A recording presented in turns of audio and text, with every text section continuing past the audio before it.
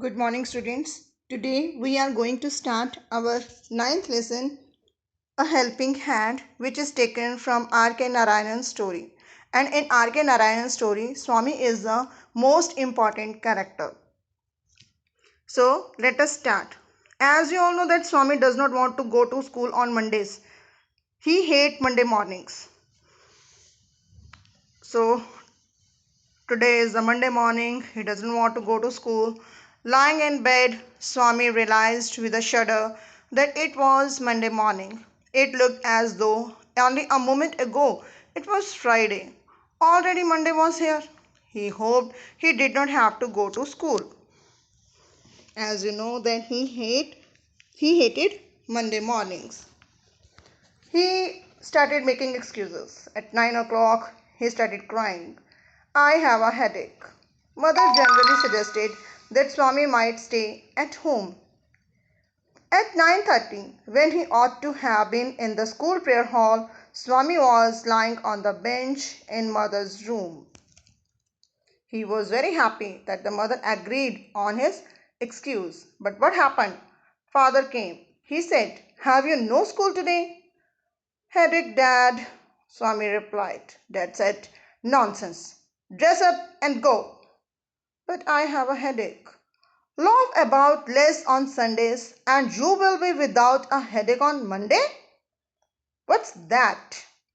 Swami knew how strict his father could be, so he changed his tactics. He changed to try his excuses. I can't go so late, Dad, to the class. You will have to. It's your own fault. So you have to go. What will be the teacher think if I go so late? Swami said. Tell him you had a headache and so you are late. He will scold me, Dad, if I say so. Will he? Let us see. What is his name? Samuel. Samuel was a mathematics teacher. Does he always scold the students? He is very angry man, Dad. He is especially angry with boys who come in late. I would not like to go to school. I would not like to Samuel's class. If he is so angry, why not you tell your headmaster about it? They said that even the headmaster is afraid of him. He is so strict teacher. Swami hoped that with his father would be made to see why he must avoid school for the day. But the father's behavior took an unexpected turn. He was forcing him to go to school. He proposed to send a letter with Swami to the headmaster. No amount of protest from Swami would make him change his mind. As you all know, that father was very strict. By the time Swami was ready to leave for school, father had composed a long letter to the headmaster. He put it in the envelope and sealed it. What have you written, father? Swami asked apprehensively. Nothing for you. Give it to your headmaster and go to your class. Have you written anything about our teacher Samuel? Yes, plenty of things. What has he done, father? Everything is in the letter. Give it to your headmaster. Swami went to school feeling that he was the worst boy on the earth.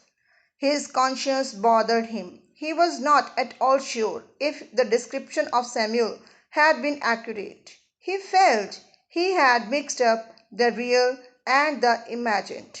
He was very uh, confused why why he had told his father about Samuel like that. Swami stopped on the roadside to make up the mind about Samuel. Samuel was such a bad man after all. Personally, he was much more friendly than the other teachers. Swami also felt Samuel had a special regard for him. He respected him the most than the other teachers. Swami's head was dizzy and confused. He could not decide if Samuel really deserved the allegations made against him in the letter. The more he thought of Samuel, the more Swami grieved for him. To recall Samuel's dark face, his thin moustaches, unshaven cheeks, and yellow coat filled Swaminathan with sorrow. He thought, poor Samuel, what kind of punishment he will get. As he entered the school gate, an idea occurred to him. He would deliver the letter to the headmaster at the end of the day. There was a chance Samuel might do something during the day to justify the letter. He decided that he would hand the letter to the principal at the end of the day. Swami stood at the entrance to his class. Samuel was teaching arithmetic. He looked at Swami. Swami hoped Samuel would scold him severely. He was fearing. But you are half an hour late, Samuel said. Yes, sir, I have headache. Swami said, I have headache. Then why did you come at all? This was an unexpected question from Samuel because he wanted to provoke the Samuel to scold him. My father said I should not miss the school, sir. Samuel got impressed. Your father is quite right. We want more parents like him. Oh, you poor man, you don't know what my father has done to you. He wanted to provoke Samuel to punish him so that he could go to the headmaster. Samuel said, if you have headache, then why have you come? You must not. Samuel said, go to your seat. Swami sat down, feeling very sad. The teacher was inspected the home lessons. To Swami's thinking, this was the time when Samuel got angry. But today Samuel appeared very gentle.